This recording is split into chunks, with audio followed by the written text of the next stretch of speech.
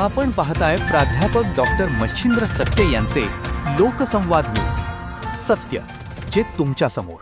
राज्यातील उद्योग बंद होत असल्याचा आरोप करत विरोधकांनी काहूर उठवलेले असतानाच मुख्यमंत्री देवेंद्र फडणवीस यांनी मात्र उद्योगधंद्यांच्या बाबतीत महाराष्ट्र नंबर 1 वर होता आणि कायम राहील असा विश्वास व्यक्त केलाय.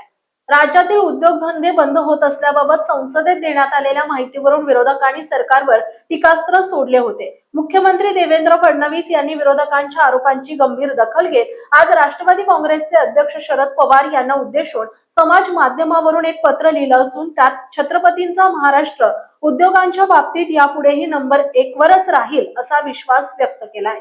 लोकसभेत खासदार राजाभाऊ आजे यांच्या एका प्रश्नाच्या उत्तरात राज्यातील 36,211 उद्योग कंपन्या बंद झाल्याची माहिती केंद्र सरकारकडून देण्यात आली होती. त्यानंतर काही नवख्या नेत्यांनी या संदर्भात सोयीचा अर्थ काढून समाज माध्यमांवर पोस्ट केल्या.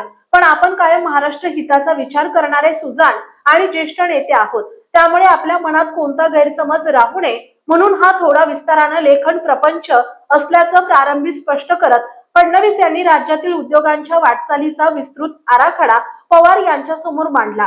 मुळात ज्या कंपन्या बंद होतात त्यातील 76% या डिसफंक्शनल म्हणजेच ज्या कधी सुरूच झाल्या नाहीत अशा असतात.